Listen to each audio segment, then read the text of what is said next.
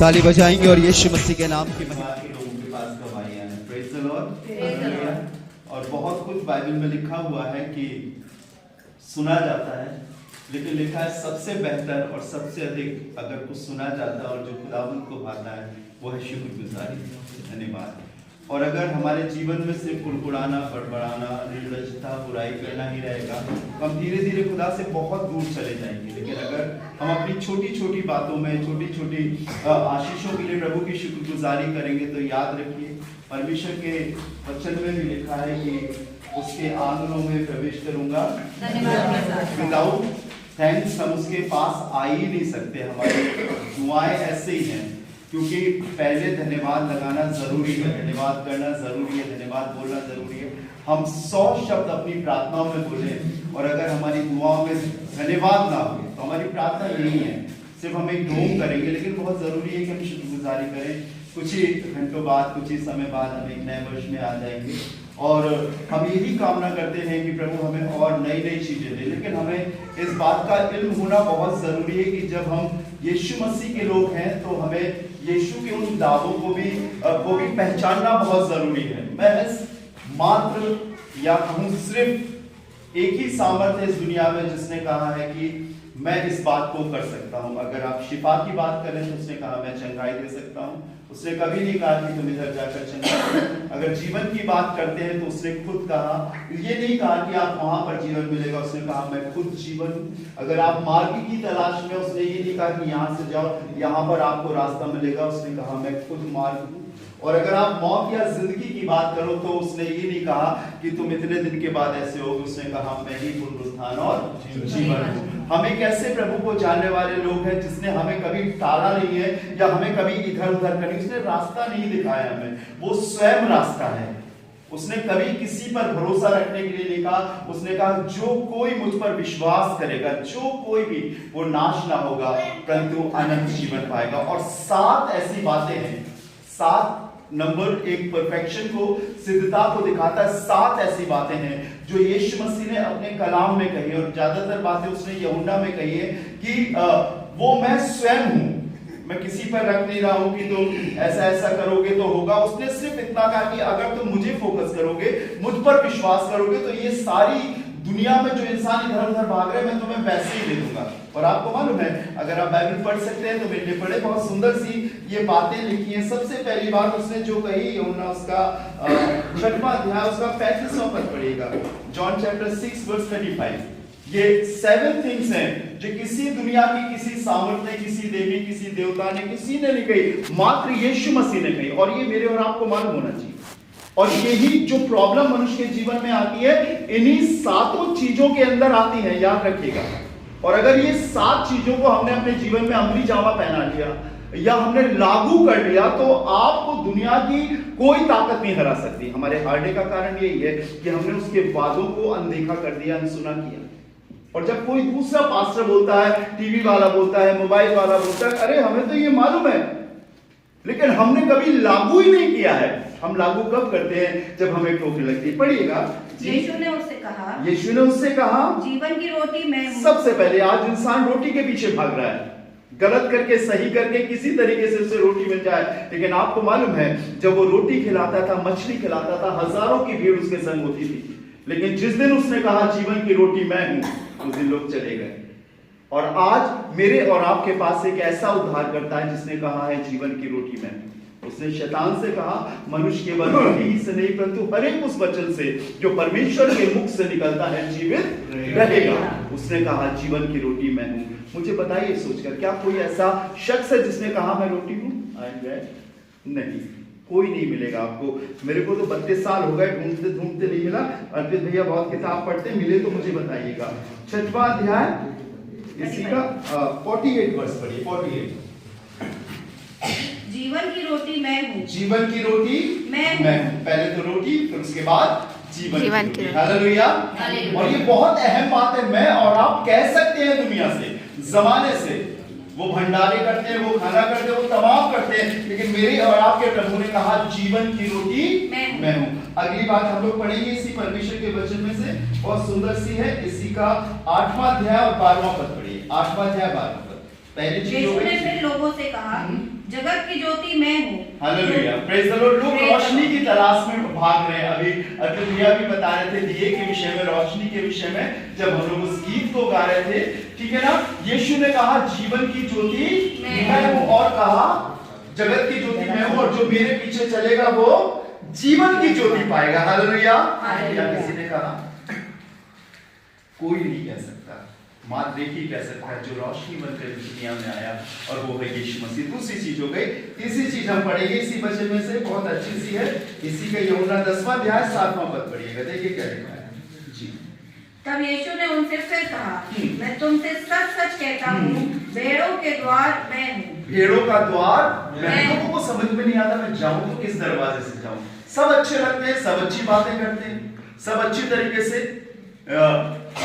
सामने प्रस्तुत होते, लेकिन किसी ने ये नहीं कहा कि विश्वास करो मैं द्वार हूं, या मेरे पीछे चलो। मात्र यीशु मसीह ने कहा, हालेलुया, यीशु मसीह ने कहा मैं द्वार हूं, और अगर कोई मेरे में से प्रवेश करेगा, मेरे द्वारा प्रवेश करेगा, मेरे अंदर प्रवेश करेगा, इस दरवाजे से प्रवेश करेगा, तो वो जीवन पाएगा।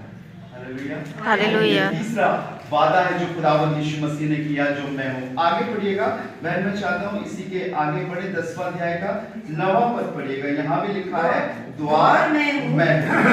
यदि कोई मेरे द्वार भीतर प्रवेश करे तो उद्धार पाएगा। Very good, hallelujah, hallelujah. चलिए मैं चाहता हूँ एक आयत और पढ़े, 15वां अध्याय पहला पद, यूहन्ना, जहाँ पर उसने कहा सच्ची दाखलता मैं हूं। हालेलुया। पेड़ मुरझा जाता है, पेड़ सूख जाता है, लेकिन उसने कहा मैं एक ऐसा पेड़ हूं।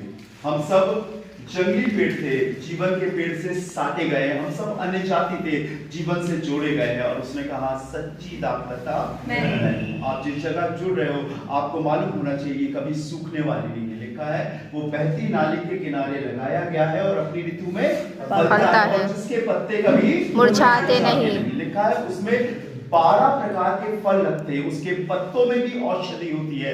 एक ऐसा पेड़ मेरे और आपके पास है, जो यीशु मसीह ने कहा मैं ही पेड़ हूं, जो आज भी हरा है। हालेलुया।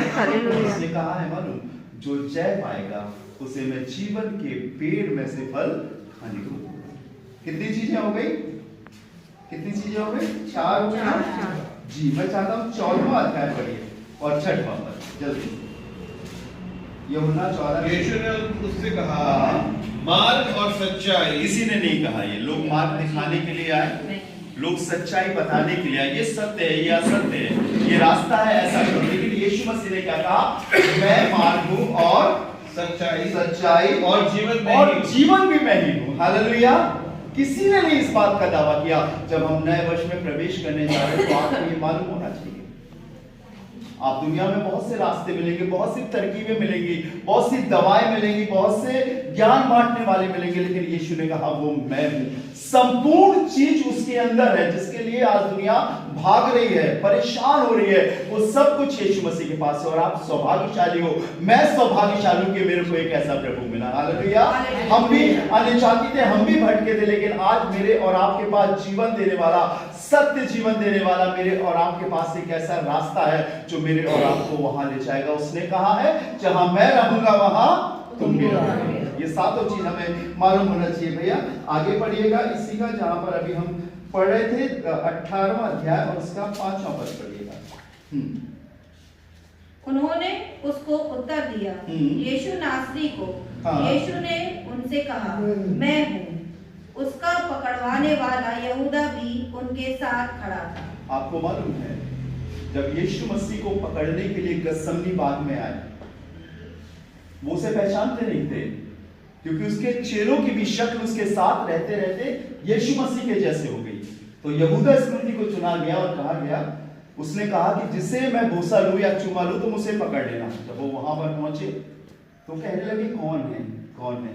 लोग अपने आप को छिपाते हैं, लोग अपने आप को पीछे करते। उसने कहा मैं हूं यीशु मसीह। हालेलुया। अपने प्राण देने के लिए भी वो पीछे नहीं हटा। आप सौभाग्यशाली हो कि मेरे और आपको एक ऐसा प्रभु मिला है जो आज भी जीवित है। और अगर आप उस पर भरोसा रखकर, उसके वायदों पर भरोसा रखकर नए साल में जाओगे, तो जैसे आज आप गवाही सुन रहे हो, आने वाले दिनों में और बड़ी बड़ी गवाही सुनोगे।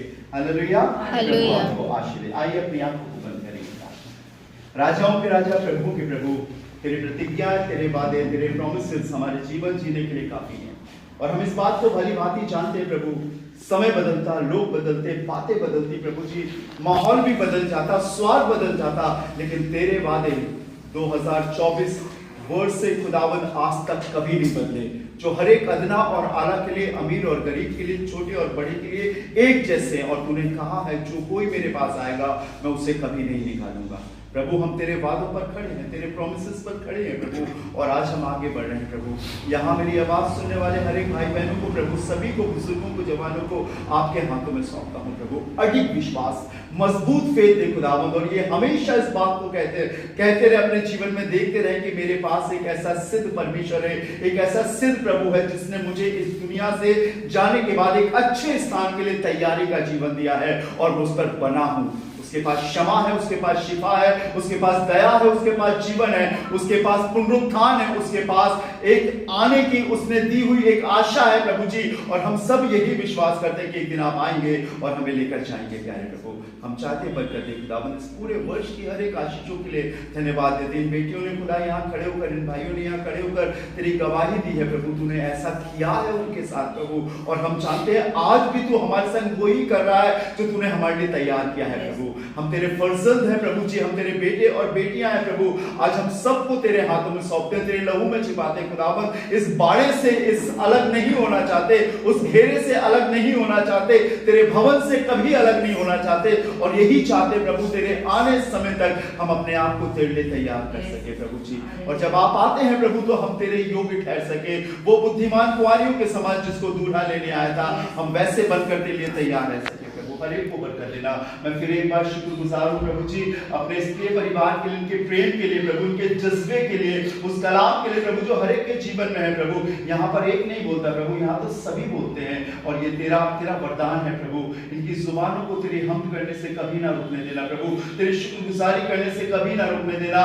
कितने भी प्रॉब्लम आए प्रभु जी, ये हमेशा हमेशा आपकी शुक्रगुजारी करे और तुझ में आगे बढ़ते जाए प्रभु। जब हम नव वर्ष में जा रहे हैं खुदावंद यीशु मसीह, इन सातों प्रोमिसेस को जो तूने हमारे जीवन में किए हैं लेकर हम आगे बढ़ सके और कह सके कि हमारे पास एक सच्चा वादा है, एक सच्चा स्टेटमेंट है जो मेरे खुदा ने हमें दिया है, और हम उसमें होकर आगे बढ़ रहे हैं प्रभु। इस दर को बरकत देना प्रभु, हमारी ये संगति आपकी महिमा का कारण हो सके, और हम हमेशा हमेशा अपने जीवन में तुझे पहला स्थान दें प्रभु। हर एक सुनने वाले के जीवन में कार्य करना खुदा, सब छूट जाए पर आप कभी ना छूटने पाए प्रभु। सारा आदर महिमा आपको देते हैं, खुदावंद यीशु के नाम से मांगते हैं, आमीन।